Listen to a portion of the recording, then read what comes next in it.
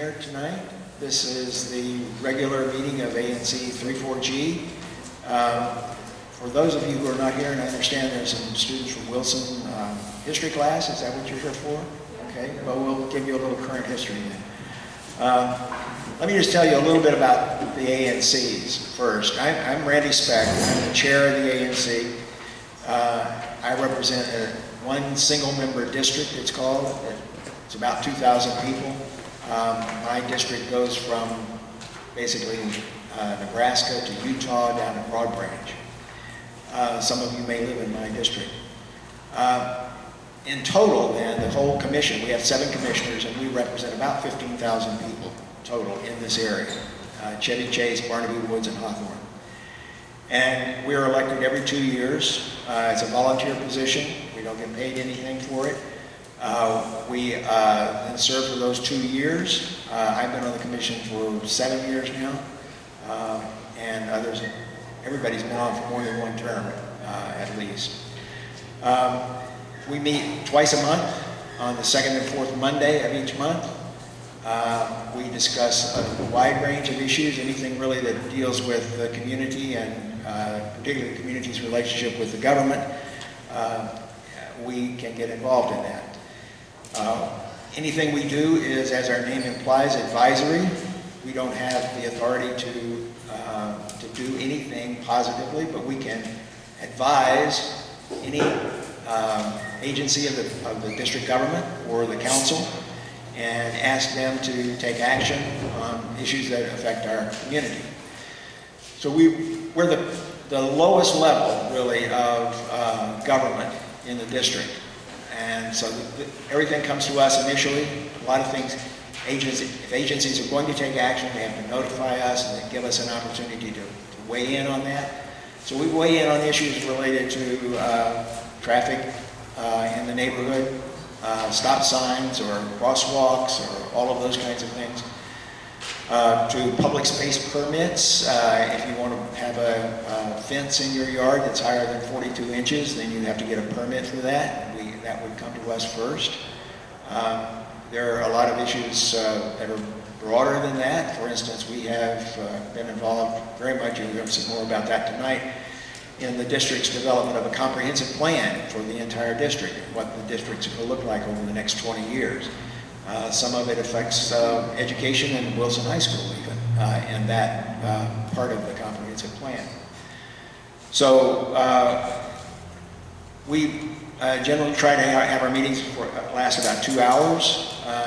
The 7 commissioners, and we're going to introduce ourselves in just a second, we'll deliberate about various issues. We have an agenda that's been passed out. We'll try to follow the agenda as closely as possible, although we may deviate from it a bit. More students arriving. Welcome.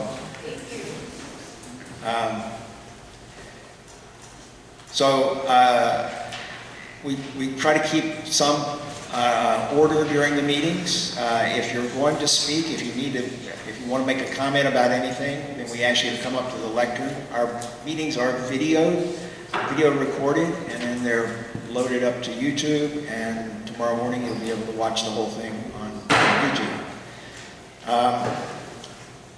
Am I missing anything else in terms of background information?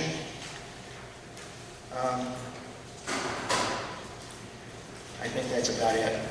I don't think there are going to be any issues tonight that are going to have a lot of people who are going to be speaking, but if we do have a number of people who want to speak, we'll ask you to identify yourselves in advance so that we can have an orderly presentation of whatever questions or comments there are.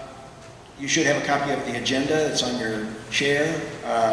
The first thing we do of every meeting after we have introductions, which I'm going to get to right now, is adopt our agenda. But first, let's introduce the commissioners. Becky, you want to begin?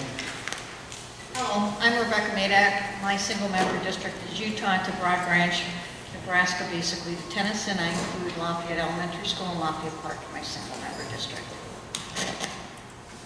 Good evening, everyone. My name is Abraham Clayman, and I represent Hawthorne and Barnaby Woods. Nice to see you. My name is Chris Rombaluti. I represent the area bounded by Military, Reno, Nebraska, and Nevada.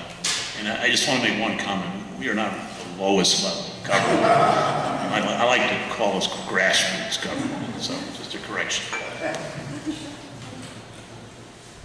I'm Jerry Mallix. I'm the Commissioner for 3G05. That's this side of Connecticut Avenue, from the Circle down to Val Western and across over to Broad Branch. Okay, I stand corrected. We're not the lowest level. We're the grassroots level.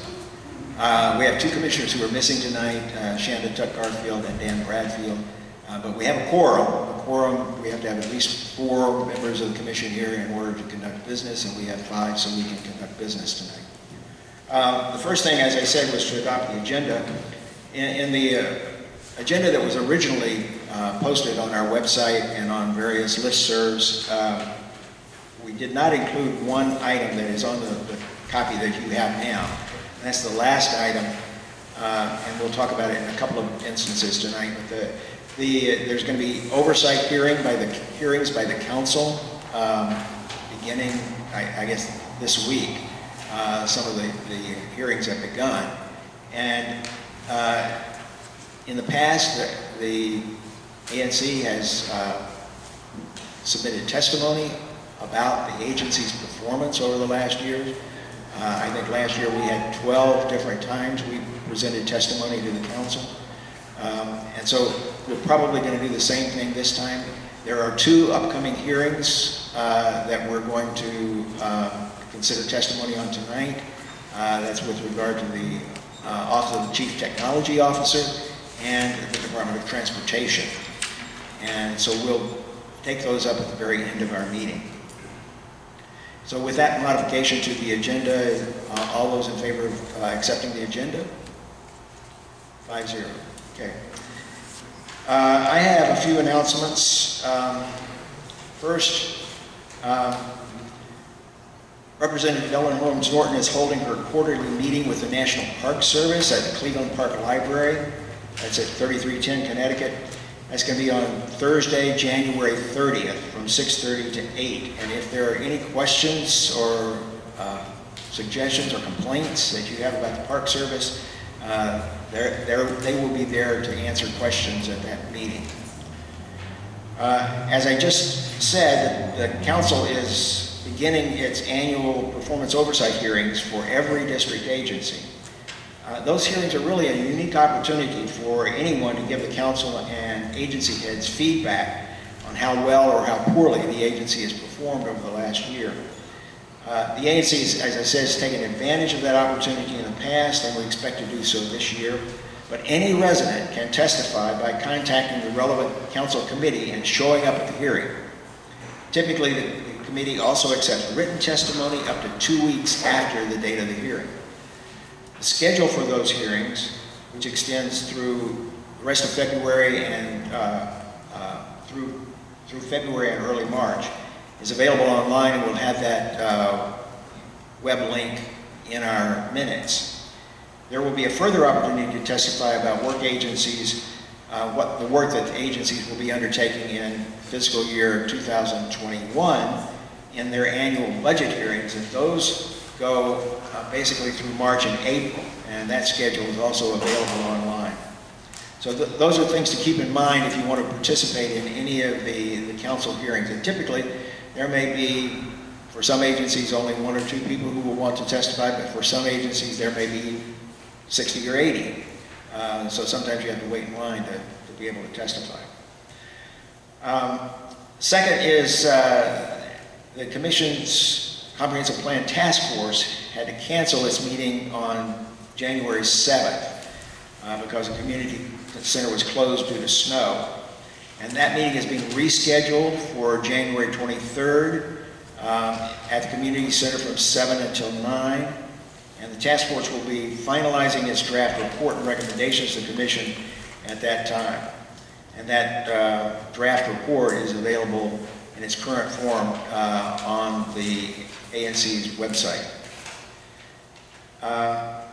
In that same vein, on a related issue, the United Planning Organization is holding a forum on equity and affordable housing on Thursday, the 16th, January 16th. at the Washington Marriott Hotel, and it's at 775 12th Street, and it begins at 5 o'clock. And local leaders, advocates in housing, urban development, and economic development will explore effective ideas to achieve greater equity in the district's affordable housing. And the final announcement I have is that there's going to be some construction work on Connecticut Avenue, beginning as early as tomorrow, from Northampton Street up to the Chevy Chase Circle. They'll be doing some repaving there, and so we should just be aware of probable no parking restrictions and other lane closures during that construction. Okay, Becky, you have announcements? Just that, you know, the Lafayette Recreation Center project is ongoing. We blocked it off. The construction should be starting. If it didn't, I haven't been there, sorry. Also, an RFP was issued in November and December for Lafayette Elementary School.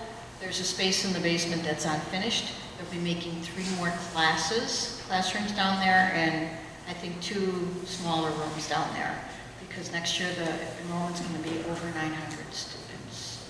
So if you see trucks coming and going from the school, it hasn't been awarded yet to my knowledge, but they're going to try to make use of that space down there. No. Okay, community announcements. As we usually do, we'll have announcements first from Gabrielle Priest, who's here on behalf of the Mayor's Office.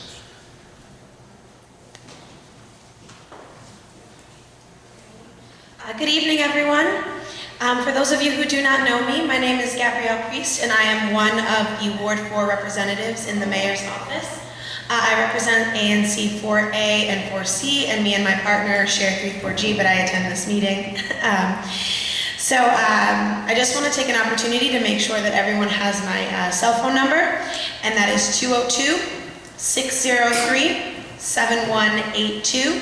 Again, that is 202-603-7182. So if you are on the Ward 4 side of 3-4G and you'd like to meet with me, take a walk through the area you live in, or just talk with me about something else going on, please feel free to use that number to contact me. I do have a few announcements, and then I do apologize. I do have to run to another community meeting, but I will watch the rest of the meeting on YouTube, as you all so graciously upload it every month or twice a month. I just have 2 events to invite you all to. So first is to walk with Mayor Bowser in the 39th Annual MLK Parade and Peace Walk. Neighbors are invited to join Mayor Muriel Bowser and members of the Bowser administration for the 2020 Martin Luther King Jr. Holiday Peace Walk and Parade. Last year it was very, very cold, so this year we're hoping it won't be as cold, and we'll see a little more faces there. So it's going to be assembled at 11 a.m. at the intersection of MLK Jr. Avenue Southeast and Good Hope Road Southeast. So if you're thinking of coming by, it's going to be held on MLK Day, which I believe is the 27th of January, that Monday. It's not? No. Okay, I'll double check. It's not the 27th? It's the 20th. Okay. Yep, that's right. I'm sorry. It is the 20th. I'm sorry about that. So that'll be the 20th at 11 a.m. And then next I wanted to invite you to walk with the mayor at the Lunar New Year Parade as we celebrate and welcome in the Year of the Rat. The event features traditional and colorful performances as it's capped off with an exciting firecracker finale. We assemble at 1 p.m. at 6th and I Street, Northwest, and the parade is organized by the Chinese Consolidated Benevolent Association of Washington, D.C. And it's also held in partnership with the Mayor's Office of Asian and Pacific Islanders Affairs. If you have any questions about these 2 events, you can look at dcparade.com, or if you need to request reasonable accommodations, you can contact Mwapia 7 days in advance at 202-727-3120. Hope to see you all out at those events. Thank you, Gabrielle. Anyone here from Councilmember Shea's office? I don't see Dee here. Anyone from Councilmember Todd's office? Oh, yeah, right, okay.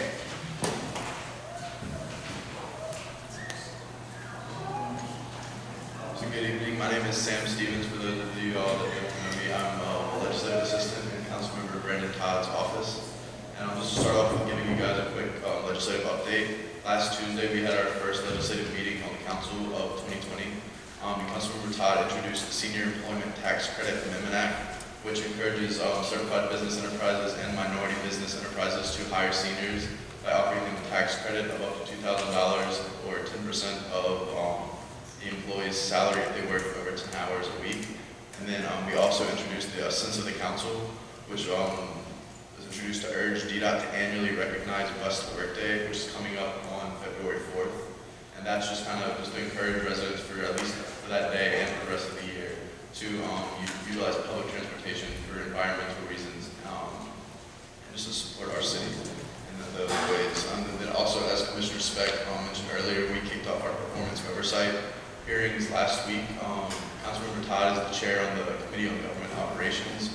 And our first performance oversight hearing was last week on the 8th. And we have another one coming up this Thursday on the 16th. It'll be on the Office of the Inspector General, the Office of Risk Management, and OCTO, as he mentioned earlier. Then just a few other things. Councilmember Todd visited the Office of the People's Council, which advocates for lower rates for utilities for the people in the district. And he specifically went there to tour their new DC Water Consumer Division, which has recently been added to OPC's purview to ensure that DC Water is not raising the rates too much and that they are remaining affordable for district residents. And also just a quick update on the Oregon Avenue project, which Councilmember Todd had a meeting with Commissioner Speck on a few months ago, I believe at the end of October. That work, the construction has been ongoing, from my understanding, for quite a while now. That is supposed to be completed in April of this year, I believe. Yeah, that's what we've been told, that it should be done in April of this year. No, that's when it's going to start. The DC water aspect, I think, is supposed to be. Are you talking about Bingham Drive or Oregon? Yeah, Bingham Drive is what. Yeah. Okay, yeah, Bingham Drive. Sorry, I know there's a few projects going on over there. Bingham Drive is supposed to be done in April 2020. Thank you. Then just a few events just coming up in the ward. We have the Bus to Work Day, as I mentioned, is February 4th. That's coming up. And then right here at the Chevy Chase Community Center, we have Sweet Tea. That'll be on February 8th. And it's a celebration of Valentine's Day. Like I said, right here is the ages 4 to 10. It'll take place at 1 p.m. to 3 p.m. And that's all I have. Let me answer any questions. Thank you, Sam. Before we begin, any of the Wilson students want to ask a question or have any comments or anything? Get up and leave. Okay. All right. We've got, because this is our first meeting of 2020, we have a number of items that we have to go through to housekeeping kinds of issues. But the first thing we have to do is elect new officers for the year. We elect new officers every year, despite the fact that we have to carry over the same commission from one year to the next. I emailed all of the commissioners in December and asked whether there was any desire to change the officers for 2020, and I didn't get anyone who wanted to make a change. So I will move that we elect the slate of current officers, which is Randy Speck, Chair, Chris Rumblewitty, Vice Chair, Abe Clayman, Secretary, and Shanda Tuck Garfield as Treasurer. Anybody want to? I second. All those in favor? 5-0. Okay, we're all reelected then. Second thing we have to do is adopt our bylaws. Every year we also have to re-adopt those bylaws. We have to give, if we want to make any changes, according to our bylaws, we have to give notice to the other commissioners at least 2 weeks in advance. And Commissioner Mallitz was good enough to go through the bylaws and make a few updates. They're really sort of minor edits, but just to make everything consistent with the way we're actually conducting our work. One, for instance, was changing the name of committees to also add committees or task forces, because we frequently call them task forces as opposed to committees. So with the changes that Commissioner Mallett has suggested, I would move that we adopt the bylaws as they have been amended. All those in favor? 5-0. Okay. The next housekeeping matter is to set our meeting schedule for the year. As I said before, we meet on the second and fourth Mondays of each month, and we don't meet, however, when there is a district holiday that closes the community center, and we don't meet at all in August or on the last meeting in December.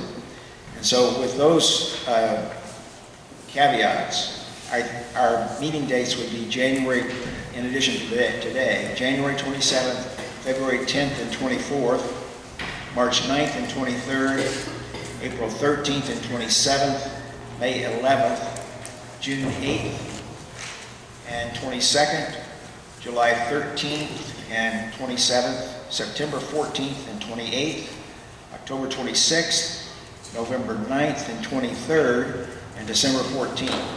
And I would move that we adopt those as our resolution with those dates as our schedule for 2020. Is there a second? All those in favor? 5-0. And finally, we are required each year to pass a resolution approving the ANC's participation in the Advisory Neighborhood Commission Security Fund. This is basically just an insurance policy that the district requires every ANC to participate in. It costs $25 for each ANC. And there are a number of forms that have to be completed for that purpose. But I move that we adopt the format of the resolution that is provided by the auditor's office and participate in the security fund for 2020. Is there a second? All those in favor? Well, it's actually, I should answer this. It's mandatory in the sense that you either have to do that or you have to go out and get your own insurance. It's going to be much more expensive than $25. So in essence, it becomes mandatory. But you have to adopt it every year. So all those in favor? 5-0. Okay. Now we can go on to something a little bit more interesting. The first substantive item on the agenda is discussion and possible vote on a public space permit application to install a fence over 42 inches high at 5101 Connecticut Avenue. And this is in Chris Frangoluti's single-member district, so I'll turn it over to Chris. Okay, so this exception, we have so far received no information on. So the developer, who's also the developer for 5301, 5303 Connecticut, which has been a neighborhood eyesore for 2 years, is now going to develop 5101 and 5103, which is at the corner of Nebraska and Connecticut, and he wants to put a fence somewhere on his property, except he sent us a drawing that was a plumbing drawing instead of a fence drawing. And I guess DDOT hasn't gotten any more information. So because of that, I'm saying that I'm suggesting that we object to this variance because we don't have any information which to make a decision one way or another. Is it temporary or permanent? I don't have the slightest idea. There's no information whatsoever. We're just supposed to say yes. So I think we should say no until we have more information about the project. You said we received the plumbing drawings via DDOT? Yes, DDOT sent the whole application, and the drawing that they attached had no information that was used or pertained to the fence. So that was a little strange in itself. Does anyone look online? Could you speak into your microphone? I'm sorry. Sorry about that. Has anyone looked online at the tops? You know, I could do research on this, but it's up to the developer to provide the information, and I'm not going to spend, a whole bunch of, I spent a bunch of time already trying to figure this thing out. I'm not going to spend a lot of time doing this guy a favor. So, I mean, he owes us the information. So on that, I guess I'd like to pass a resolution that we oppose this variance. Is this a variance or? No, it's a public space permit. So, It's a variance on the public space regulations. so we're objecting. What's that? We're objecting. We're objecting to it, exactly. So, I second that. Yeah. all in favor? Okay, 5-0, okay, all right. The next issue is one that's been a very important topic for our commission for several months now. And I'm going to go into a little bit of background. There's a lot more that's available online. I'll reference that, but if you want to find out more information, there's an almost infinite amount of additional information online. This is with regard to the comprehensive plan that the Office of Planning in the district has proposed as an amendment. It's an amendment to the existing comprehensive plan, but it is a mammoth amendment that changes almost every aspect of the plan. And so it was originally proposed. Well, there's one element of the plan, with the framework element of the plan, which has already been passed by the council. That's sort of the overview of everything, and it sets the tone and the framework for the remainder of the plan. That was passed in October by the council.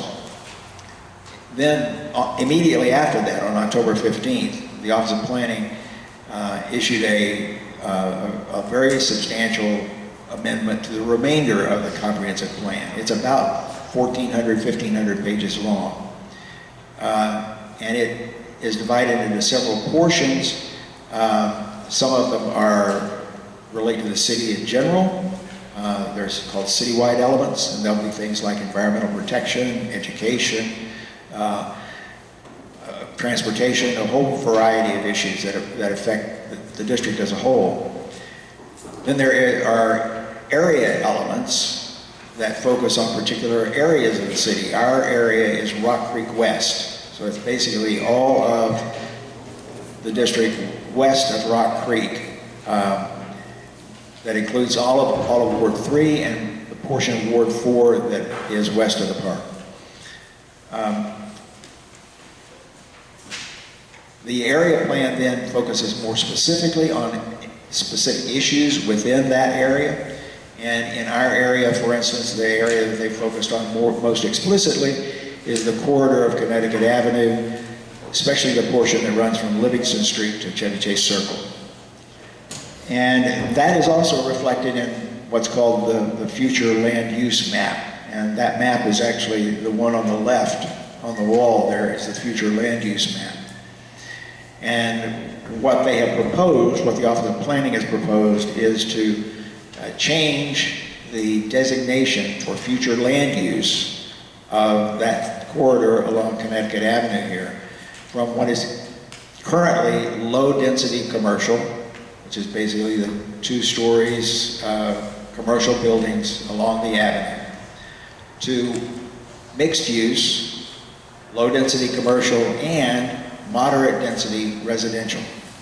That would mean that, we can't say precisely what it would mean, but it's the possibility that you could have commercial on the first level and then residential above for an undetermined number of stories, maybe 4 or 5, maybe 6 or 7, we really don't know.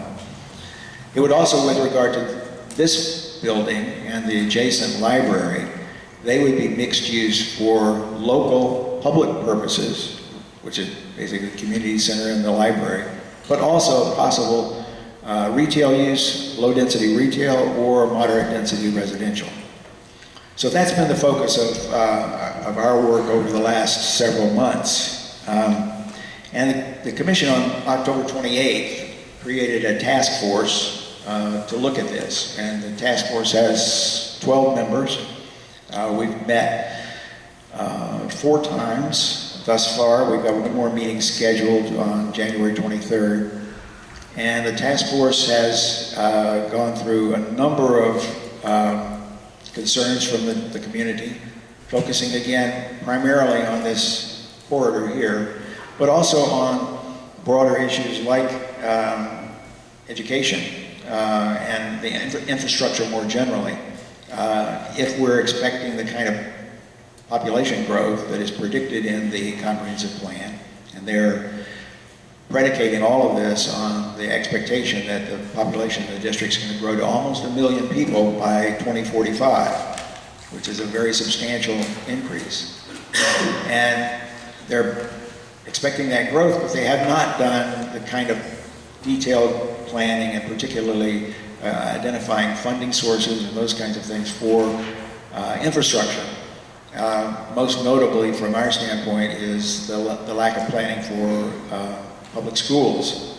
Our public schools are already overcrowded, and there's no plan, no definitive plan for how they're going to address that in this area, Rock Creek West. So we spent a lot of time on that. We also spent a lot of time on looking at the issue of affordable housing.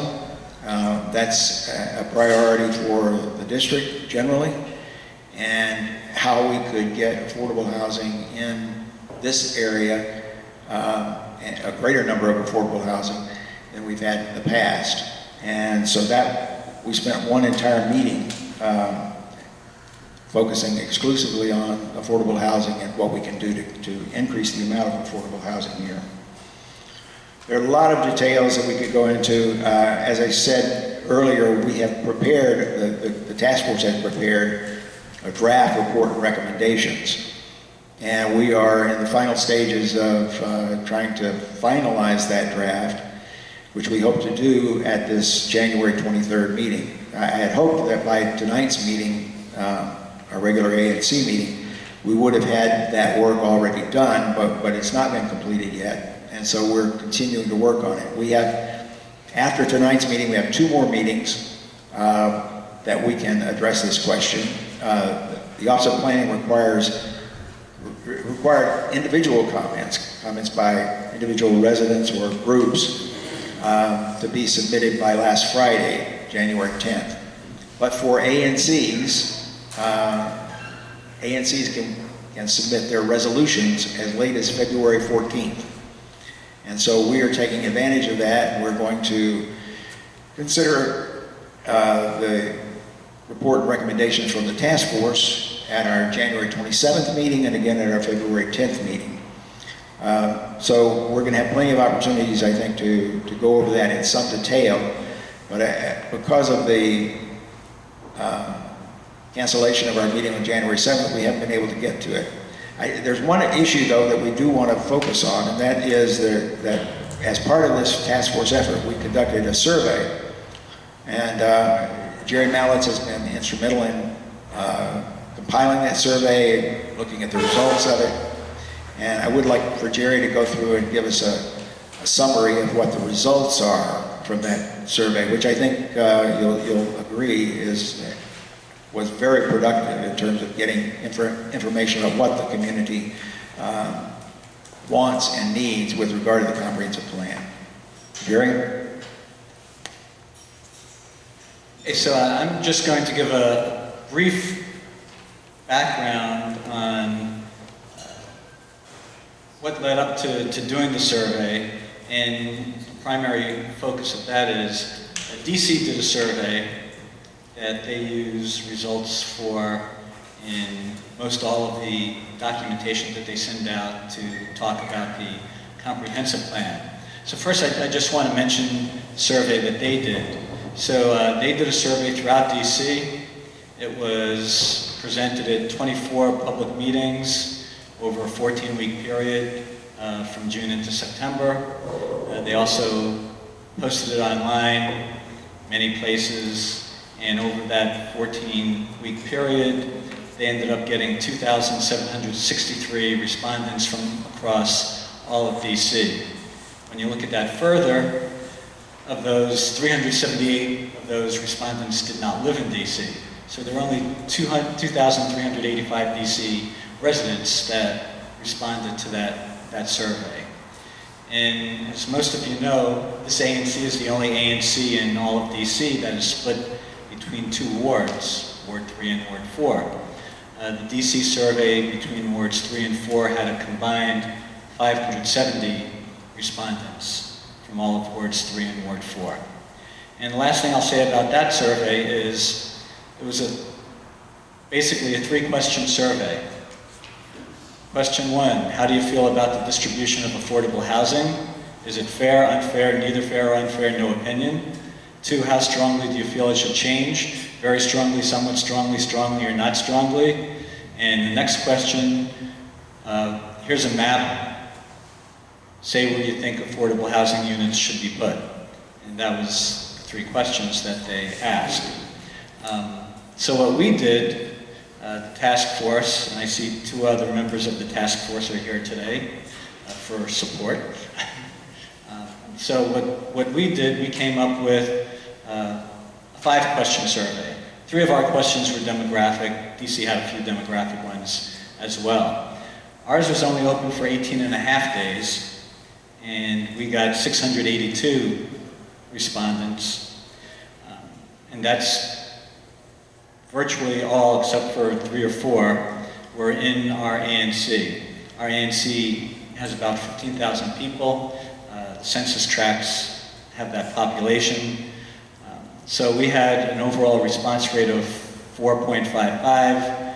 DC's overall response rate for wards 3 and 4 was 0.38. So we did a very good job of getting a lot of respondents. Ours was broken out, as you would expect, very evenly across age groups. 25%, 36 to 45, 5%, 26 to 35, 22%, 46 to 55, and 56 to 64, 16%, and the other 29% were 65 or older. That corresponds very closely to what DC got. The other thing, DC asked how long you've lived in DC. They had about 29%,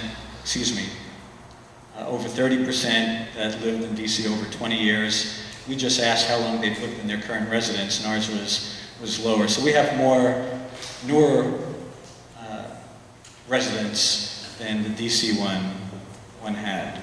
So that's just a little bit of background. As far as surveys go, we also looked at IP addresses that the survey responses came from, and that way just could tell if people were stuffing the ballot box, so to speak, and there was no stuffing of the ballot box. Also looked at timestamps, so you could get a good idea between timestamps, demographics, and IP addresses. If there was a lot of stuffing of the ballot box, we didn't have any. So, in terms of where people lived, we asked what neighborhood they live in by asking what polling location they go to.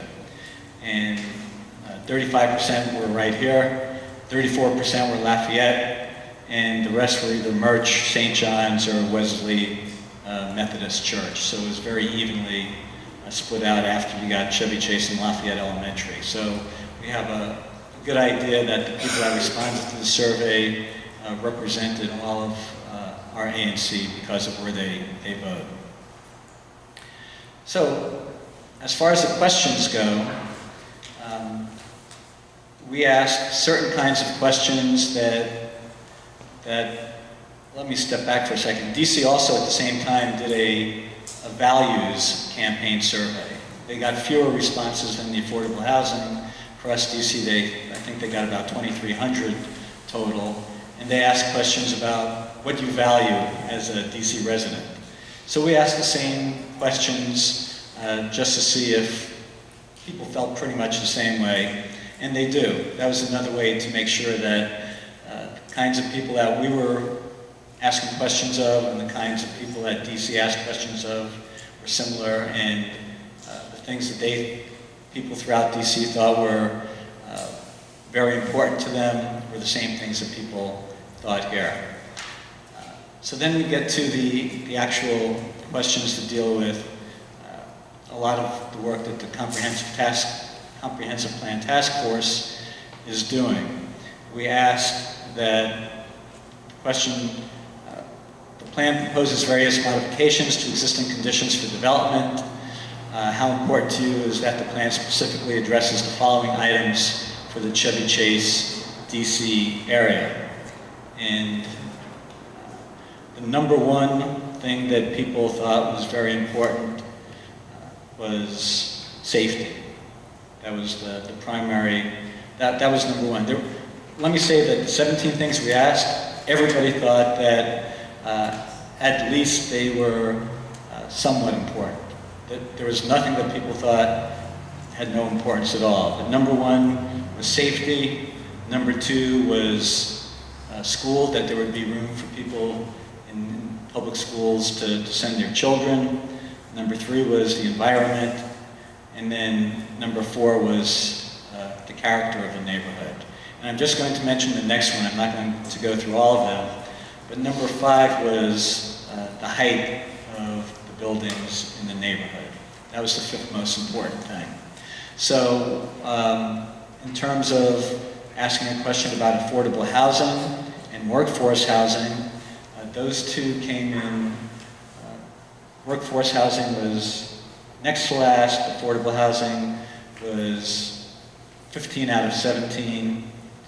17, interesting, is anything that has to do with micro-mobility, scooters, bikes, and things like that. So, but even those that came in last in the list, except for micro-mobility, we're seeing on average as being at least somewhat important. So there was nothing that people didn't think much about, but there were certainly things that people felt much stronger about than other things.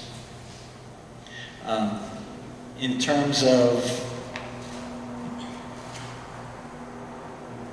one of the things that we're looking at in the comprehensive plan is infrastructure, and that means, among other things, transportation. So we wanted to get an idea of how people would like to be able to get where they work, shop, government services, schools, or anything like that.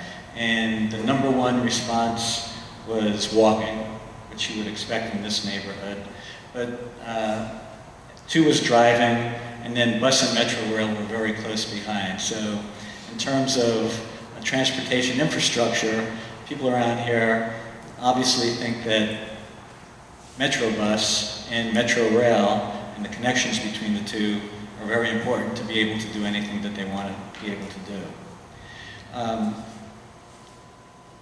There are only two more. I'll briefly go over those. What type of housing should the comprehensive plan add more of to the Chevy Chase DC area? Asked, check all that apply. And, everybody thought that there should be workforce housing, that there should be affordable housing, there should be senior housing. But in terms of the height of those buildings, there was much different feeling.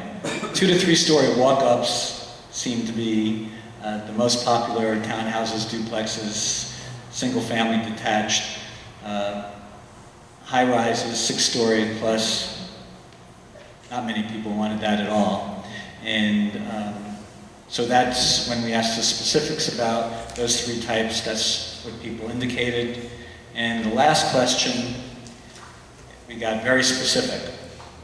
We asked, in terms of affordable housing, dedicated affordable housing, which of the following do you feel is appropriate for development in Chevy Chase, DC over the next few years? And the number one was dedicated affordable and workforce housing built by the district and/or nonprofits. Such buildings have the potential to be compatible with the scale and character of the neighborhood and would not displace local businesses either temporarily or permanently. That was by far the number one choice. The number 2 choice was redesign the Chevy Chase Public Library as a mixed-use building that includes housing units, including a significant proportion of affordable and workforce housing. And we gave it as an example, similar in concept, not in the number of affordable housing units, but similar in concept to the West End Public Library mixed-use facility.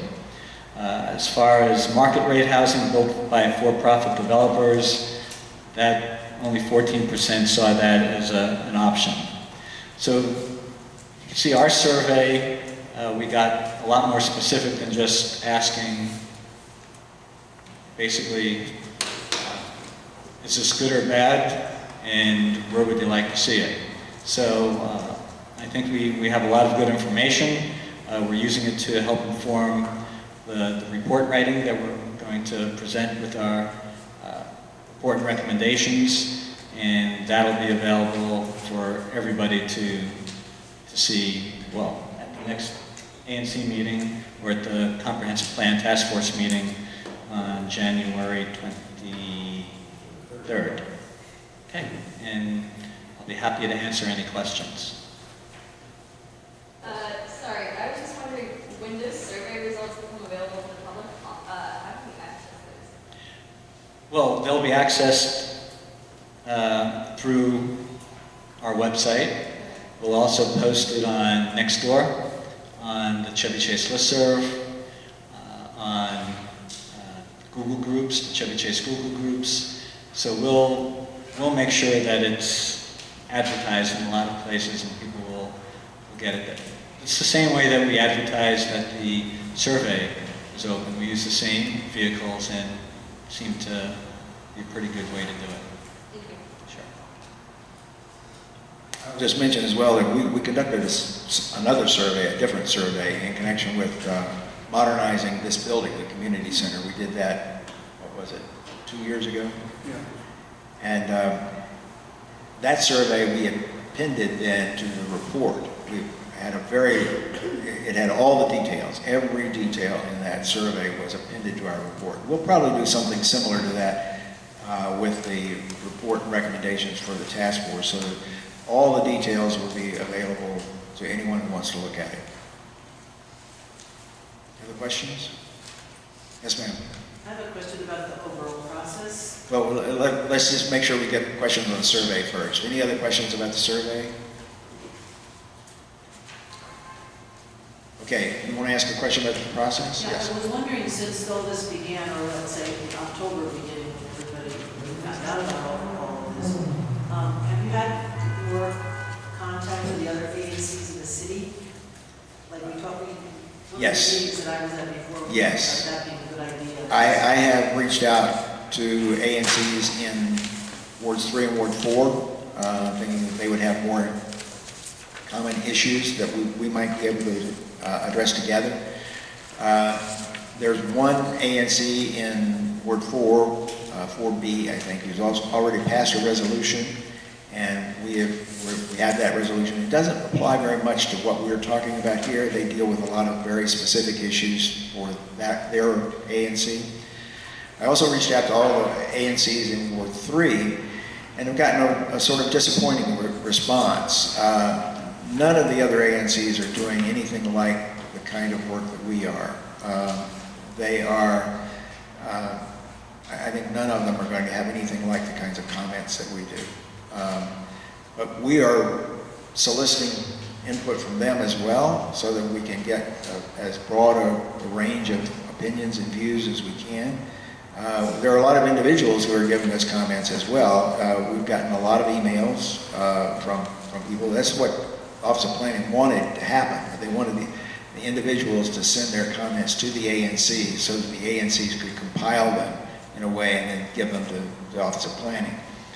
That has some advantages too, because the Office of Planning has been very candid and said they're not going to respond to every single comment from an individual, but they have to respond to the comments from the ANC. So they will address our comments. And they're supposed to. There's a bill still pending before the council about making this official, but they're supposed to give great weight to the ANC's views. And that simply means that they have to acknowledge them and they have to address them in writing. It doesn't necessarily mean they have to follow them at all. But certainly there's some advantages to having the comments go through the ANC. Anything else? Any other questions? I had hoped that in tonight's meeting, and that's why I allocated a lot more time, that we would have by now the task force's report and recommendations, so that we can start focusing on what the resolution will look like for the commission. I fully expect the commission to go along with the report and recommendations from the task force, because there's been a lot of work put into it, with some tweaking, I'm sure, by the commission, but nevertheless, I think that work will stand us in good stead. There may be some other issues, however, and this is what I wanted to focus on tonight with the commission, is whether there are other issues beyond looking at the Connecticut Avenue corridor that we should focus on. And Becky has been our point person on street lighting. And we had a street lighting task force that's been very active. And there are other people in our ANC, residents in our ANC, who have also been very active on that issue. And one thing we haven't done it yet, but I fully intend to include comments on the street lighting component of the plan. And I don't know, Becky, have you had any chance to talk to Laura about that? No, I'm leaving it all to the mayor's advisory task force. Okay. They're ones with the line into the city. Okay, they have prepared some comments, and we haven't discussed them at the task force level yet. That was supposed to be at our January 7th meeting, got postponed. So that's one issue that I definitely want to make sure we include in the task force report and ultimately in our resolution, because I think the points that they made are quite good. And they come from an advisory group that is now very experienced and knowledgeable. And so I think we need to adhere to their comments. Are there other issues that commissioners have that you think we haven't been addressing from the task force that we ought to consider including? I don't have anything to include, but I'd like to make the request that the Episcopal Center not be mentioned, and that question number 7 be left off if you attach the survey to your comprehensive report. Because when did the survey close?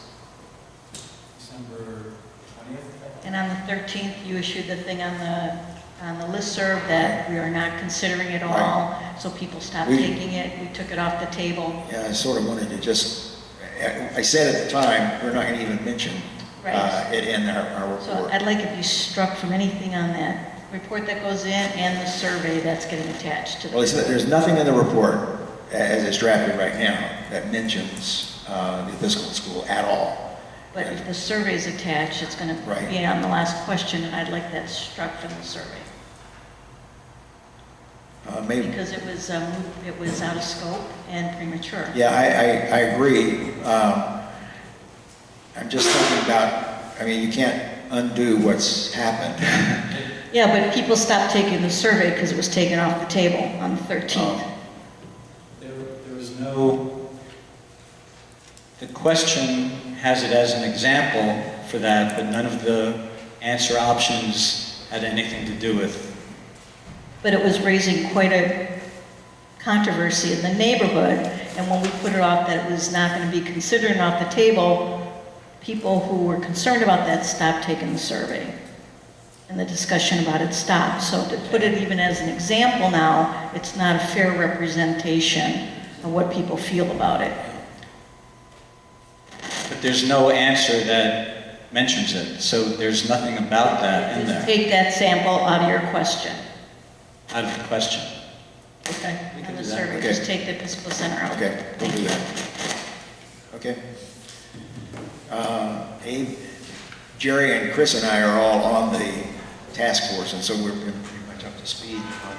But Abe, do you have anything particularly that we ought to include that we perhaps have overlooked? I have one question. So, I'm reading here in your notes about some potential recommendations.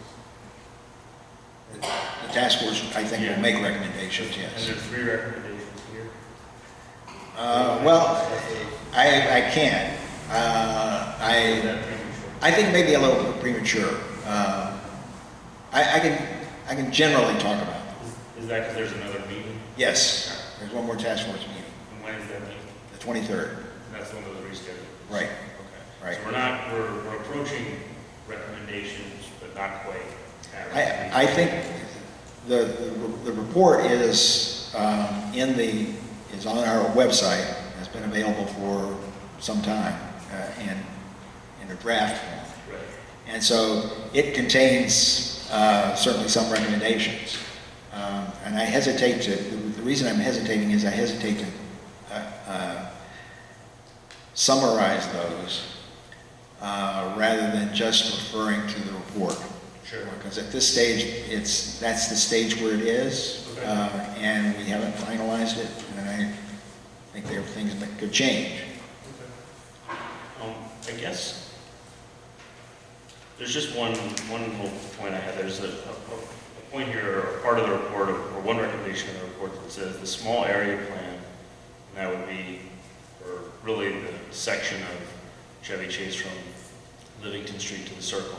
But that small area plan should include provisions for mixed income, affordable, and workforce housing that does not rely on inclusionary zoning, but supports partnerships, and then it goes on to list a few other options. And I guess my question is, are we saying that we oppose inclusionary zoning, or are we saying that that shouldn't be the only way of increasing mixed income, affordable, and workforce? The report goes through this in some detail, but the inclusionary zoning, which for those of you who are not steeped in this by now, basically is a requirement that new buildings that have more than 10 units have to have a specified number of, or a specified percentage of the area that is devoted to affordable housing. That percentage is, what, 8 to 10%? 8 to 10%.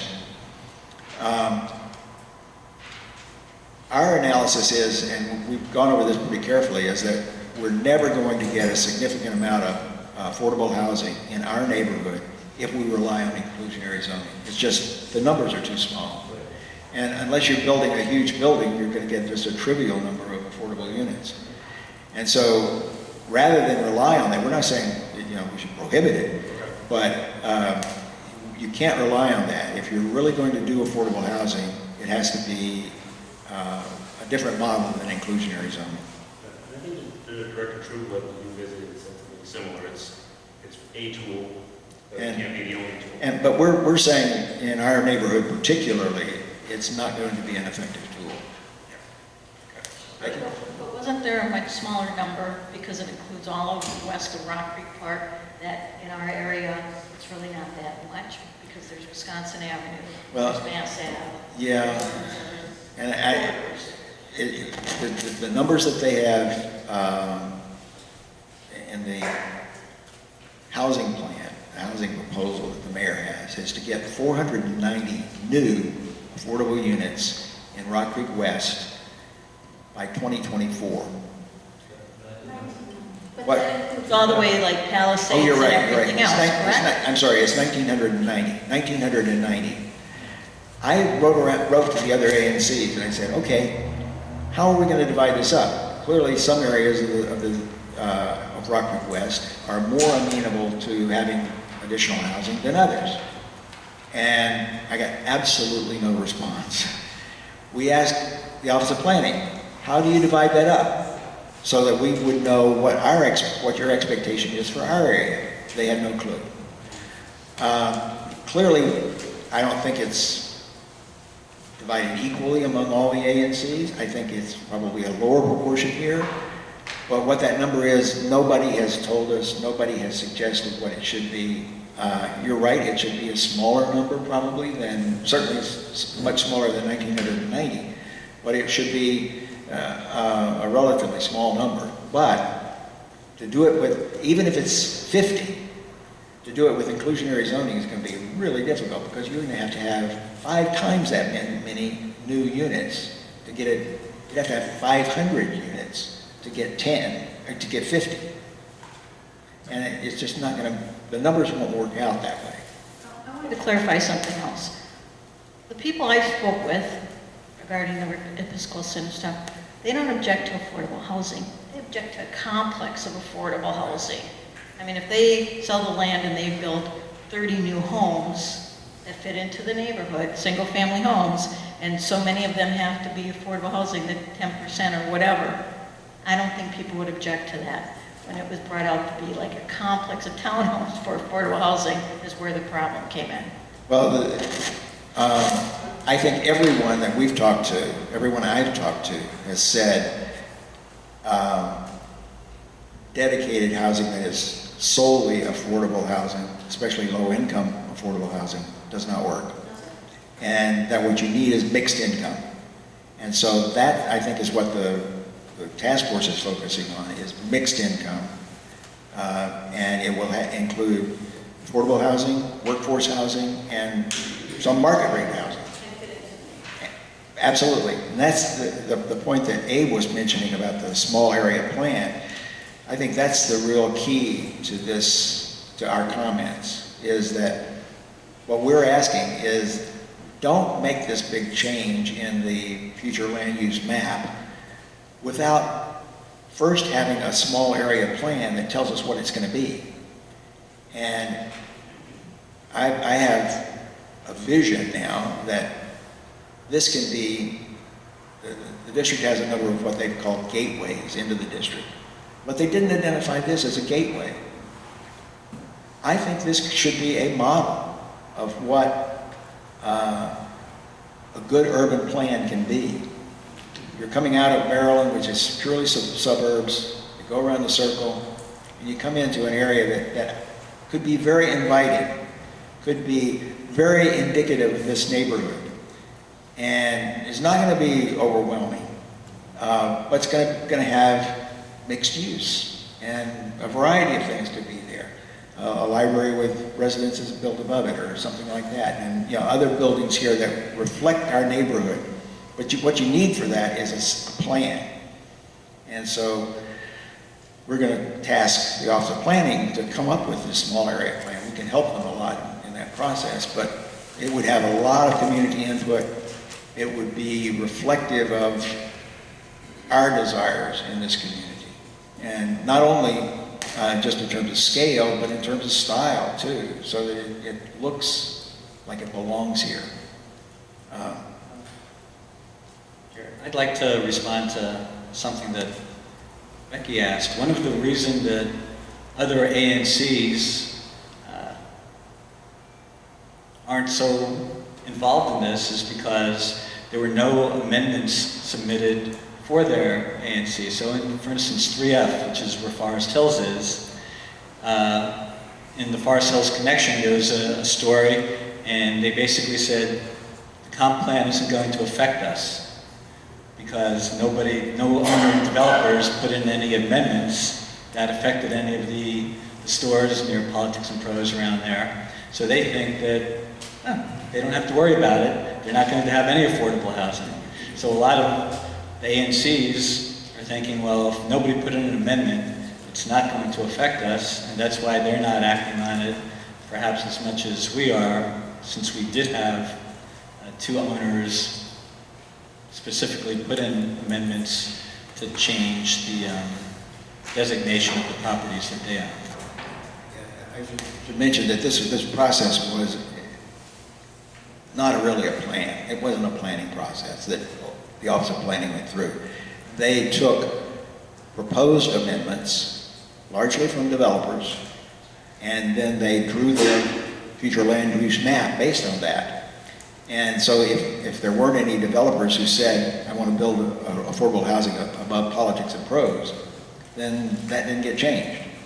But there were some property owners here who did ask for amendments.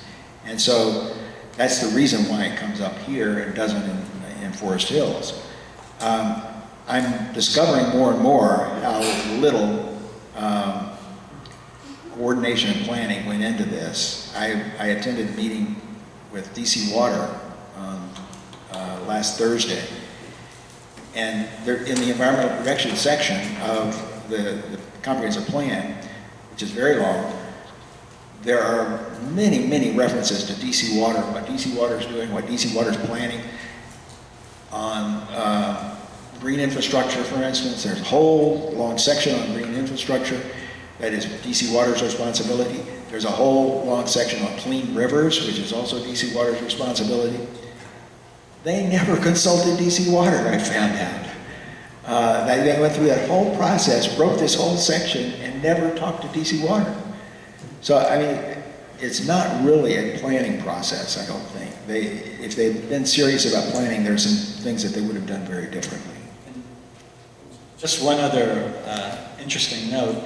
So on Wisconsin Avenue, where the Dancing Crab used to be located, there's a new development going there, 41 units. And of those 41 units, only 3 are affordable housing. So if over 600 of those units went up in Rock Creek West, it would take over 600 of those kinds of developments to get up to the 1,900 additional affordable housing units. So they really haven't thought through all the numbers and everything.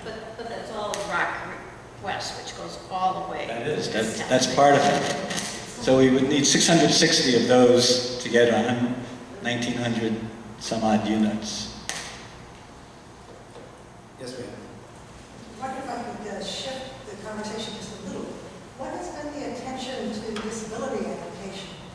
We face an enormous number, especially elderly people, who will have a combination of relatively modest incomes and the need for bathroom doors that are wide enough and shower bars and those sorts of things.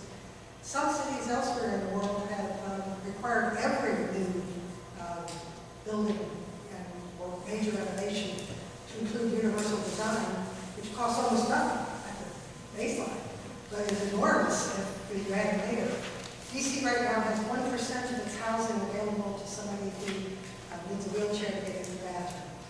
And that's just going to be, we're going to push people into nursing homes because there's nowhere else to be. Yeah, an architect, I've been dealing with this for years. All buildings in the United States are required to be accessible to the handicapped. And like you said, there are percentages of apartments similar to that are required to be handicapped, similar to the percentages of apartments required to be affordable. So, and that's why you're not really getting the amount of handicapped accessible apartments you might want. The percentages are so small that when you multiply it, I mean, you need gigantic amounts of buildings to meet the demand. It's not happening. And they don't have to be rented to somebody with a disability. So you might have a disabled apartment, but it's rented to an ordinary person. So with the numbers coming at us, it seems imprudent to build any building now that has a doorway too small to get a wheelchair in the bathroom.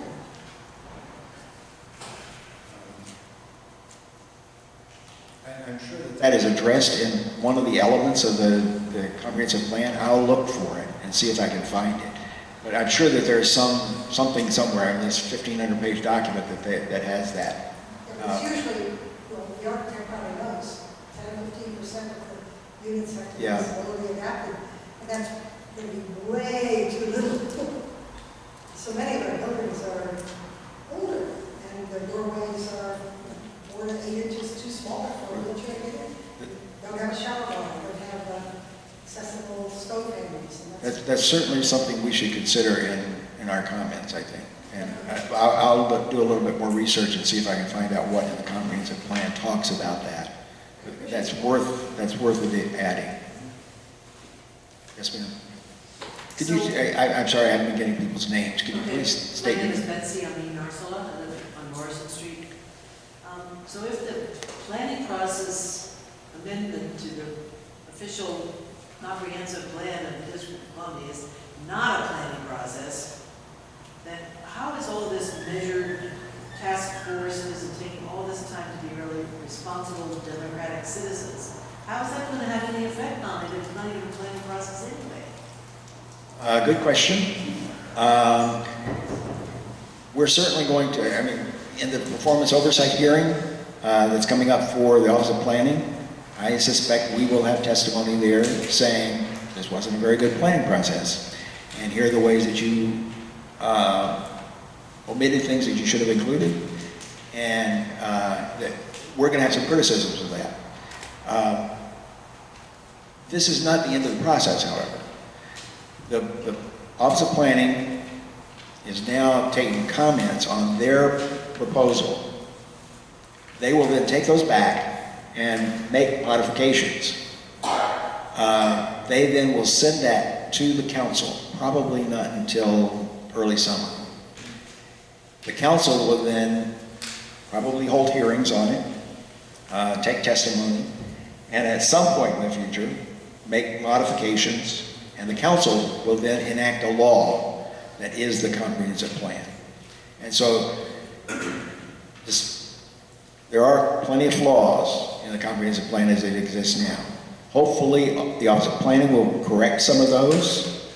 Hopefully, if they don't correct them there, that the council will then ultimately correct them before this becomes law. But we're going to work, I mean, you're right, I mean, this is requiring an inordinate amount of resources by citizens to fix this process, which really should have been done during the planning process. Well, I mean, there are two possibilities.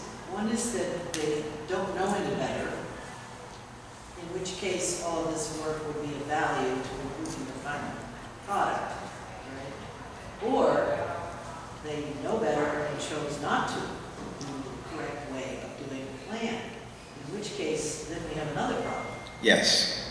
We'll find that out after they send their proposals to the council. And in which case, then we need to talk to the council, which are more directly responsive to the community because they get elected or don't get elected. The Office of Planning is not elected, they're appointed by the mayor. So we have some ways to get our views known. We hope they're going to be successful. We hope people are going to listen to us. We certainly, I think we've done our homework. And I've often said that the only way the ANC really has any impact is if we're persuasive, because we have to make our arguments to the agency and then to the council and to the mayor that this is the right way to do it. And if we're persuasive, we can be successful. If we're not persuasive, we won't be successful. I'd just like to add one thing to that. I think I definitely empathize with your point that if there's a flawed process, what's the point? I get that question. I think I definitely agree with what Commissioner Speck said. I would only add that the purpose of this report and the recommendations, it also is in some way holding our elected officials accountable, because it does say this is what this community, generally speaking, has said they want. And if that doesn't happen, there are elections. And there's at-large council members every 2 years who are getting elected, and there's a ward council member every 4 years who's getting elected, and there's a mayor every 4 years who's getting elected. And so I think, that I do think that I think is the process, and we're able to say if these recommendations weren't put in place, then that could become, or some part of that could become a campaign issue. So I think that's, at the end of the day, that is one recourse. So one thing about that, we did talk about that in the other ANC meeting I was here, and that was the problem of publicity. Because the majority of people, even in Rock Creek West, don't know anything about this, even now. And so then, that's the problem. I mean, if we're going to have to elevate it to be a political thing, then we have to do a lot of something about publicity to make people know what's going on. I mean, I know that's not your job, or maybe. Well, I do think that part of what we do here, right, is educational. I do think the survey, the report, and to the extent that people read it, pay attention to it, attend meetings, they are, I would hope, are more informed.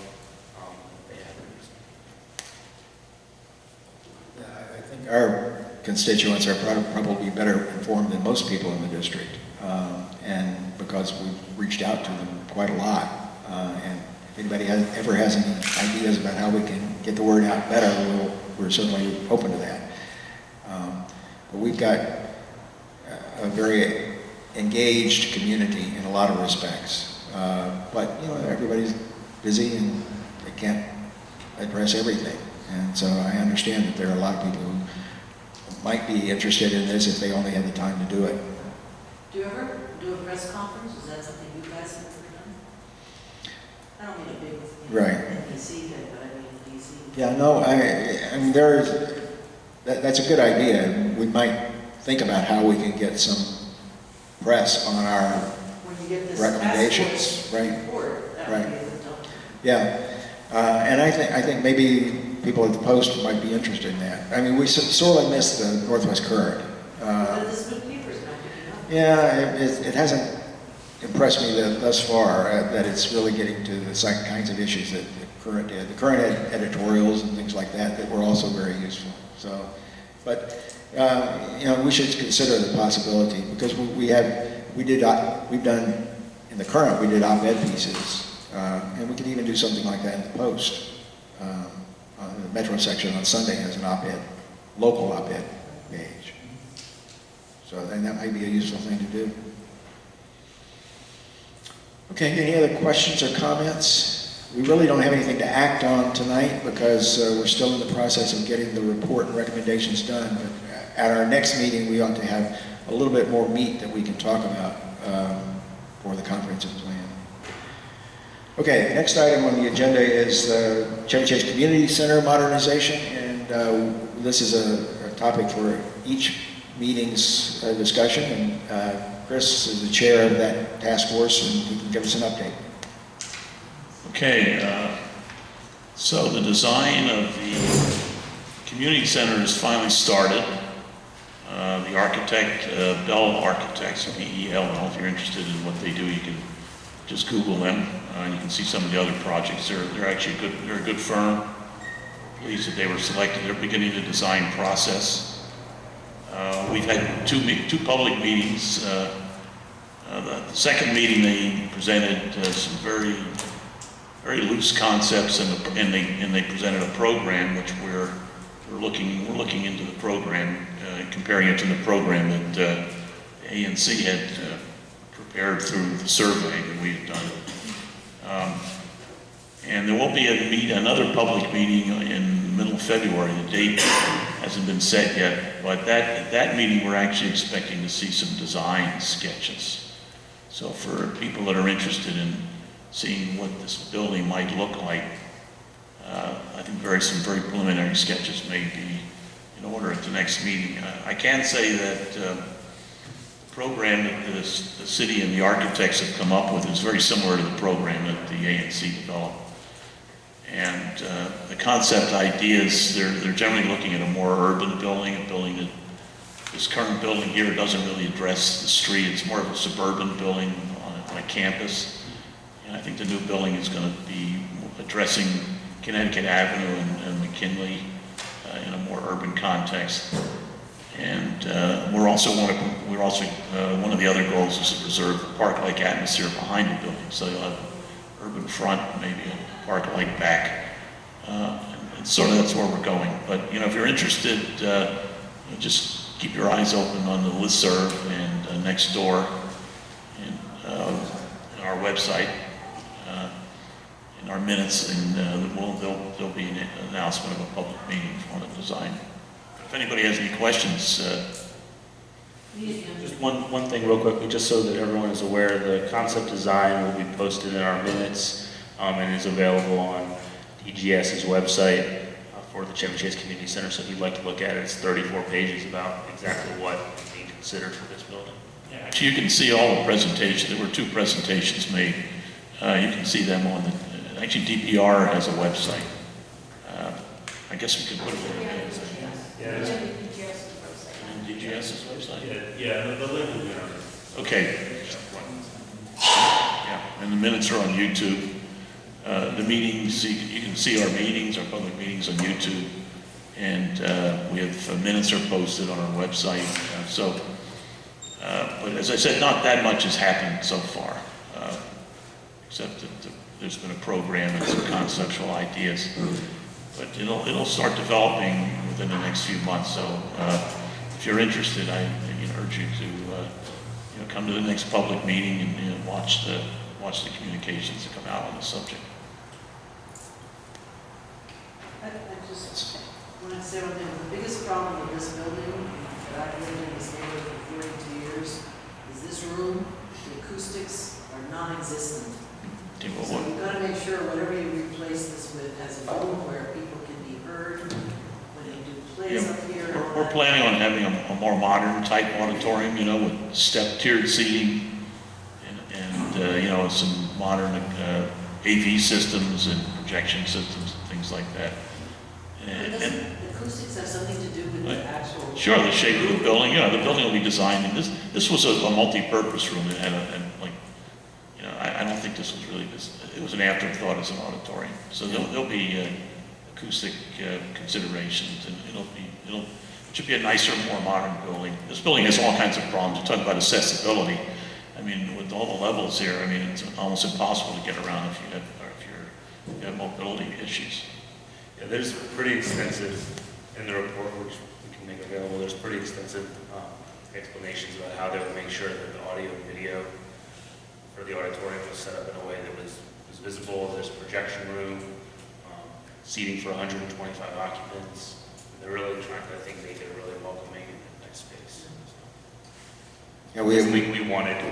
Yeah, one of the things we were really high on in our report that triggered all of this modernization is that this would be an auditorium that could be used for all kinds of purposes in the neighborhood, and lectures or performances or meetings and all kinds of things. And so we expect it to be used a lot, and it's going to be designed for that purpose. It's not going to be a gym that's converted to an auditorium. It's going to be an auditorium.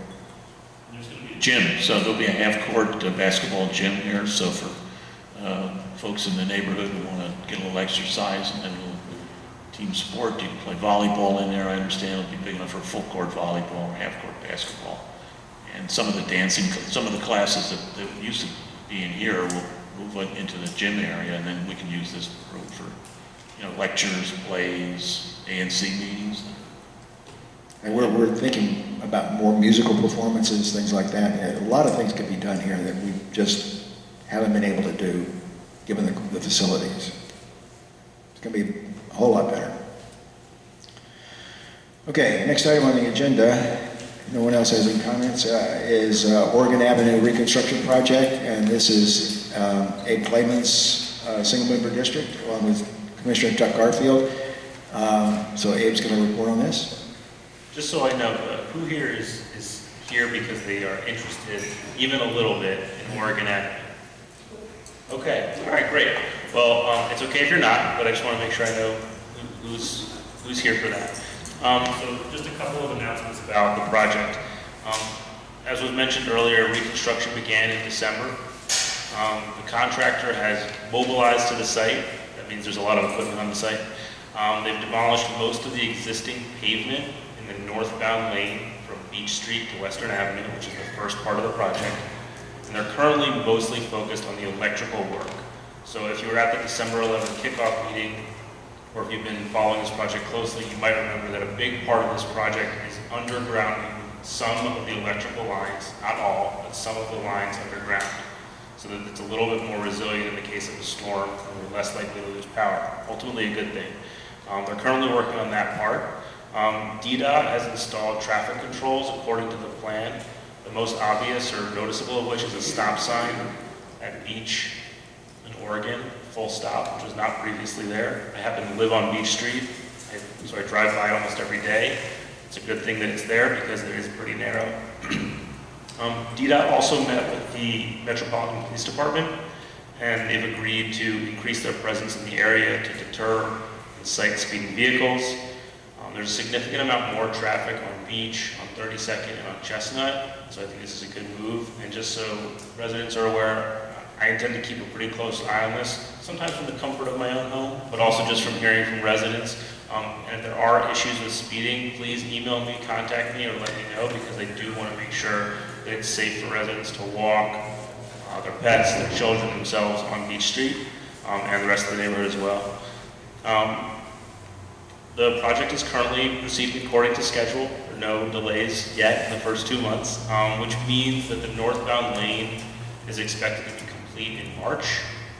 The full reconstruction of this section, so Beach to Western, is expected to be completed in July, and then the entire project is expected to be completed in September 2021. And that's the timeline that was shared at the December 11th meeting. The contractor is expecting to work on the weekends. So if you live in the area, you might have noticed there was some work that was done this past Saturday and the previous Saturday. That's on the schedule, And I think, to be honest, there was some confusion or miscommunication, I don't know which, about whether there was going to be weekend or evening work. And in some places it says by request, and in some places it just says it's happening.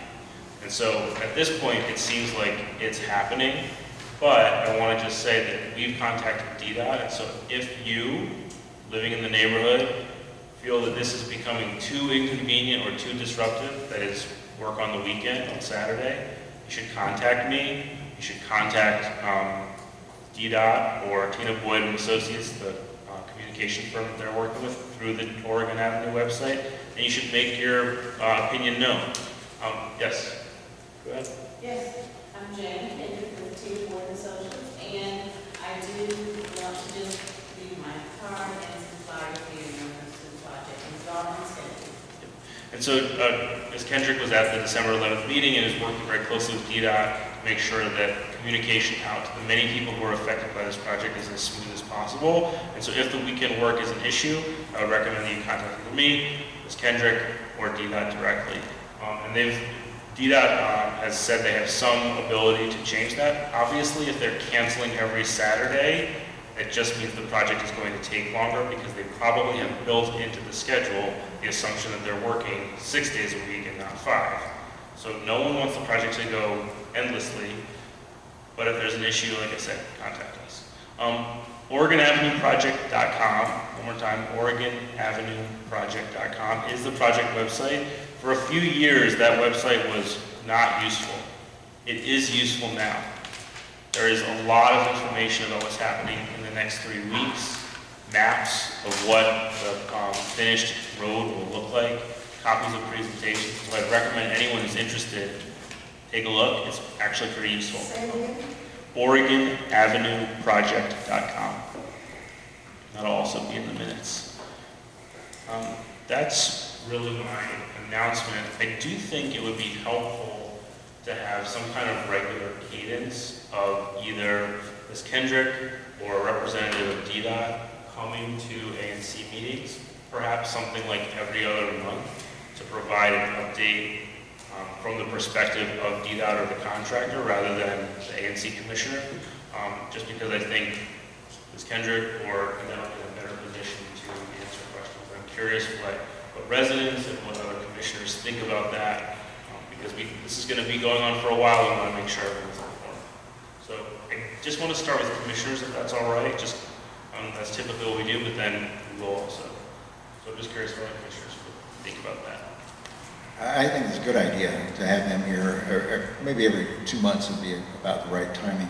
I do think, I appreciate the new website. It's certainly a vast improvement, and particularly the link that takes you to the presentation that they gave at the December 11th meeting.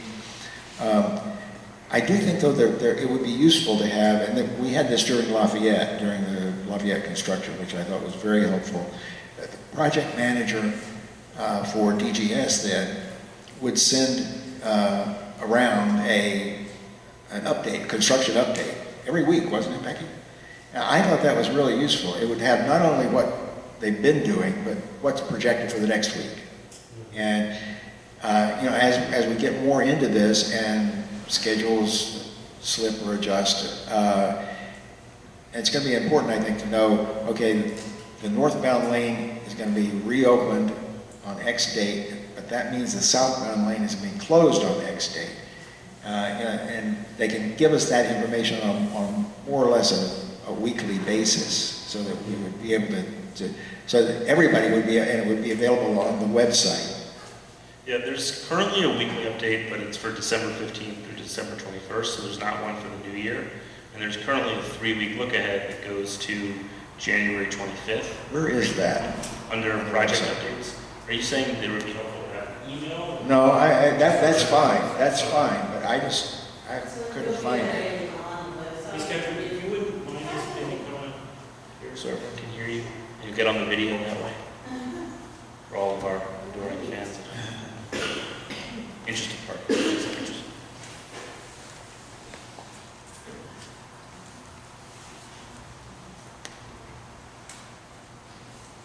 Okay, go ahead. Sure. I just wanted to say that it is updated on the website, and as we receive it from the general contractor, we'll Where do I find that on the website? Because I'm on the website right now, and I can get to the, step away. okay, It's under project updates. So that you're on the home page, so if you go to. where, project updates there, okay, all right, I got you. Okay, great, that's exactly right. Okay. That's perfect, okay, I just didn't know where to look. Thank you. There's even pictures of the work that's being done. Pictures of the work, there are photos from the public meeting out there. We'll also have in the news out there, so if there's something that occurs that's written about the project, that'll be posted on the website as well as all of our resources that we've used and passed out, pamphlets, literature. The complete slide presentation from December 11th is also on there. And this might be a question for DDOT, so feel free to say Absolutely, you're not okay. sure. But with the weekend work, anecdotally, what I've noticed is that there is not work being done from 7 to 7, even though that's the hours that it could be done. It does seem like the 2 weekends so far, it has started right at 7. If I was living near that, I would prefer that some work on the weekend happened so it didn't last forever, but that work started maybe at 9 o'clock, 10 o'clock in the morning, as opposed to 7 o'clock in the morning. And so I'm wondering if that's how feasible it might be to have the work start a little later, but not continue past 7 at night, or what the impact of that at least would be. So DDOT has stated that they'll take that into consideration. Okay. And I think you mentioned that earlier. Yeah. And also, just keep in mind that the work that's being done is behind the concrete barrier. It So is. anything that's going on the weekend is behind that barrier. And we do want to try and keep that project moving forward. Absolutely. It's a longer project, and I do not want to I think if it would be really slowing the project down, even if I live next door, I'd probably say, do what you need to do. But if for instance, they're working from 7 to noon right now, and they could instead work from 9 to 2, I think it would be preferable to work from 9 to 2. okay. So we would love to get your opinion in reference to that. Send us an email to the website, and I'll also give you this card. He has my direct number on here, as well as how to contact me. We've also been in touch with the residents within that stretch that we're doing the work in right now, so everyone knows what's actually going on. I saw some questions from residents. Yes. At Norwood, we're very concerned about the bus, E6 bus, keeping on schedule or whatever. Are you coordinating with the bus department? We have, and we've also received the new bus route and the reconfiguration of the bus route. Now, I can't tell you as to whether or not it's on time or how many minutes off it may be. That's strictly WMATA. But WMATA, they would be able to tell you, you would contact them and find out about the schedule. But we do have the actual plan on the website as well. You see that on there. There's the current route does include stops at Knollwood, and it's rerouted so that it would go down Western Avenue, Utah, and Nebraska, and would then come up Oregon Avenue and turn left into Knollwood, as opposed to coming down Oregon Avenue or going on Tennyson. And the timing of it, is it changed considerably? That is a question I'm not sure, but I think we can find out. I can do my best to find out, yeah. Yes. I was wondering, perhaps if you could coordinate and release new time schedule. The two We departments. can certainly look into that. I don't think the schedule is, the timing is going to change too much. It should not be too much of a fluctuation once it's set. So in the case of E6, I can tell you that the start, Knollwood is going pretty well. But of course, they cut out the whole area from Chestnut Street on the way in. You have to go to Knollwood and go back. And no one tells you. So, you know, it does really need to be a new schedule for that. It's going to last a long and it wasn't the schedule that was first put out. Right. So. Right, they rerouted it. Confusion the first week or two.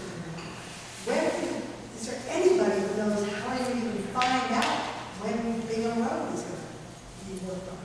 When? Bingham. Because if you could reopen that, you would eliminate whole lots of the chaos around the stuff on Oregon, because you could come up the park and go Bingham. Right. I can't seem to find anybody who will admit to knowing whether there's any plan to ever reopen. Sure. So there is a plan to reopen it. It's expected to be open in April 2020.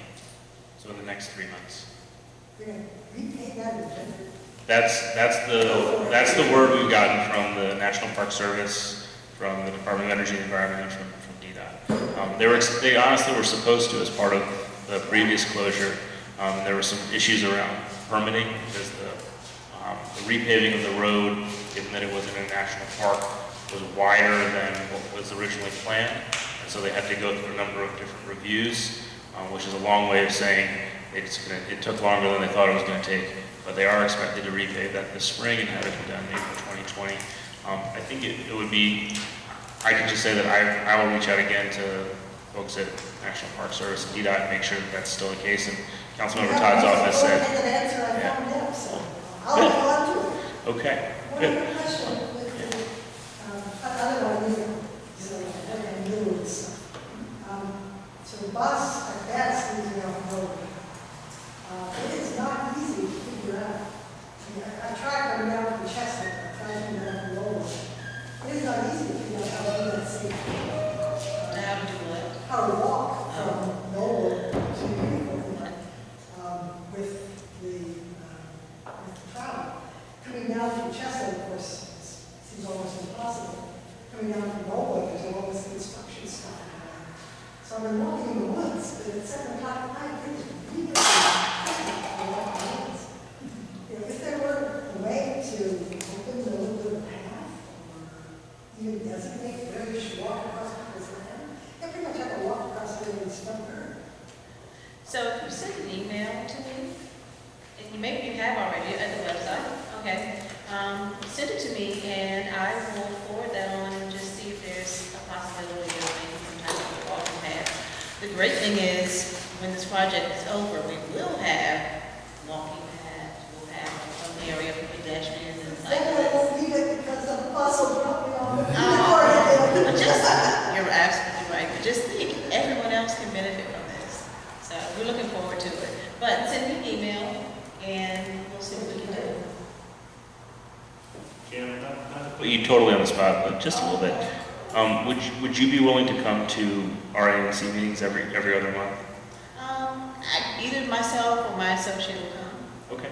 I think we'd really appreciate that. I think it'd be helpful also if there was maybe, not necessarily every single time, but at least some of the time a representative from DDOT and or WMATA, I think as needed. I know you can't speak for them, but I can't, but I can definitely be here on behalf of the project. well, that's a good start. Okay. Great. Thank you. Someone from our team will be here, and I heard you mention every 2 months, so that's absolutely workable. Now that we have a schedule, we'll be able to get you All right. Okay. Any other questions?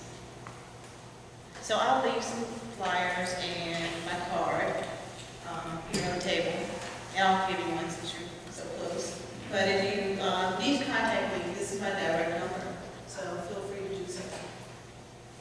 Thank you for coming tonight. You're welcome. Thank you, Jim. Okay, the last item on our agenda is to talk about the testimony before the council's oversight hearings. As I said, there are 2 agencies who we've had a lot of dealings with and who we have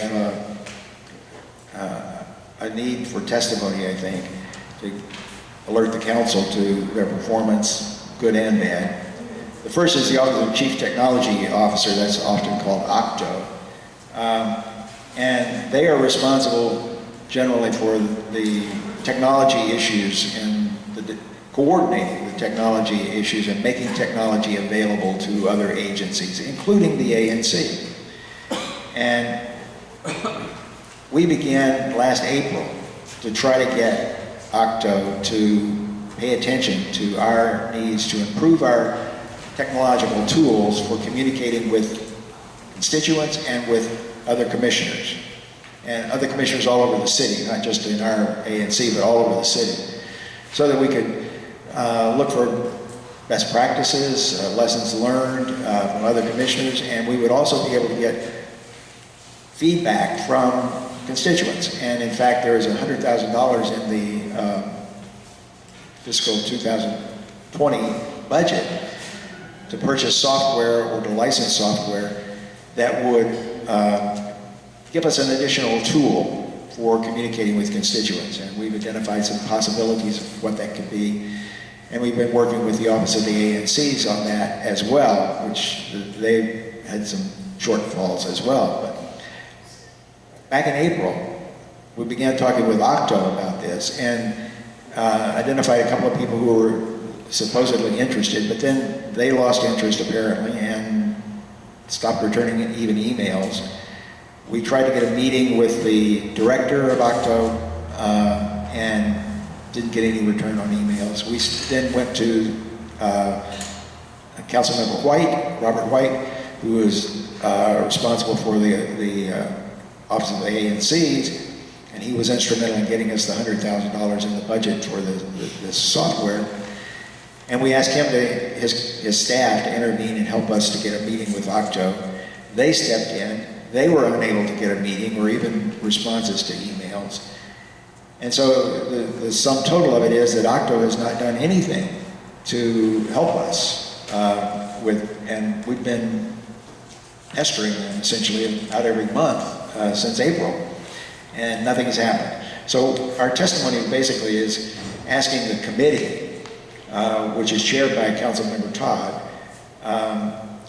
to work to have Octo work with the Office of the ANCs to procure or license this software, and to work with ANC commissioners to identify technologies that are currently available to assist commissioners in communications with each other and with constituents, and to work with the OANC. So we need some direction from the council to get this moving, and it's been extremely frustrating. And so we've got testimony that I prepared and circulated to the commissioners, and I would move that we approve that testimony for submission to the council and the testimony on January 16th, Thursday.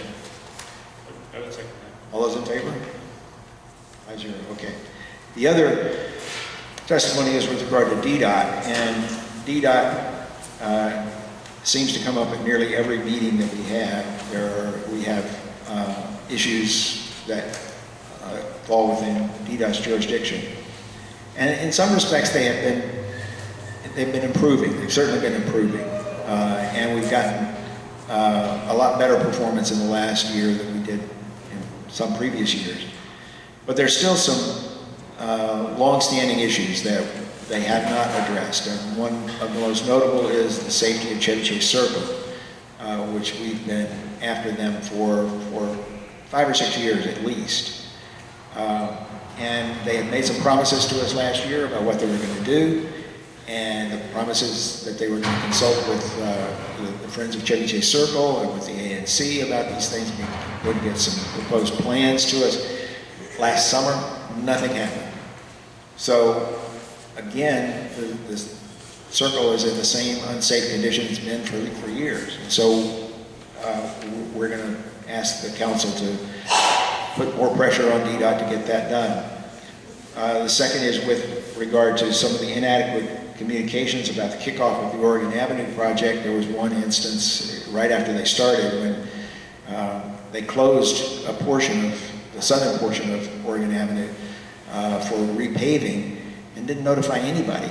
And it really made a bad impact on St. John's College High School because their parking lot was inaccessible because that area of Oregon Avenue was closed. So, and they apologized for it. They acknowledged that they should have notified us, but then we can't let those kinds of things happen, and particularly as we get into this more intensive construction on Oregon Avenue. Then there were a couple of instances of inadequate coordination and notice of paving projects, both in my single-member district and Chris's single-member district, where the same problem occurred 2 months apart, and they didn't learn from the first one that they had to provide some way for people to park near their house rather than closing off a whole section of the city. It's a several block segment, making it all no parking. People didn't have any place to park even close to their house. So that's another problem. And then finally, as a number of concerns about sidewalks and crosswalks, and where there's been lack of notice that they were going to do sidewalk work, and then also it's difficult to figure out what their priorities are because they seem to be repairing or reconstructing sidewalk crosswalks that are already ADA compliant. So they don't have to do that. And it's difficult to figure out why they have chosen those to repair and not others. And also the crosswalk at Lafayette School on Northampton Street is way higher than it should be. And we've been trying to get an explanation for that and some change to it for some time. And so we'll ask them about that as well.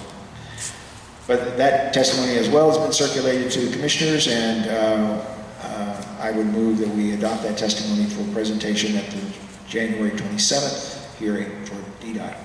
Second. All those in favor? 5-0. Okay. Randy, I just want to say I read the testimony and thank you for drafting it. Thank you, Chris and Becky, for the feedback. I think we've got 2 great testimonies. Yeah. I think, and you know, in years past, this has been very productive to do this. It's the one opportunity we have to get the council member and the agency head together to say, this is where you screwed up and here's how you have to fix it. So anyway. Okay, housekeeping commission business. The first item is approval of our minutes from the December 9th meeting, which have been posted on our website and on various listservs. All those in favor of approving the December 9th meeting minutes? 5-0. We have 3 checks that need to be approved. The first is to U.S. Treasury for withholding tax, $385.56. The second is for District Department of Employment Services for unemployment. It's $41.42. And to DC Treasury for the family leave tax, which is new this year, $15.62. I move that we approve those 3 checks. All those in favor? 5-0. Okay, for our January 27th meeting, there are going to be, again, a discussion of the comprehensive plan. Hopefully we're going to be further along at that point and be able to talk more specifically about a resolution based on the task force's report. Presentation by Department of Transportation on the installation of sidewalks on Chestnut Street, which has been another long-term project. Presentation by the Department of Energy and Environment, which they've asked us to let them make a presentation on their energy assistance programs. And we'll also have some testimony at performance oversight hearings that we're going to have to address as well, I'm sure, but at that point. I can't remember which ones they are, but there'll be some testimony there too. Anything else we need to add to that list? Alan? Quarterly report. Quarterly report, yes, okay. Quarterly report for the first quarter of fiscal year 2020. That's right. The October-December period.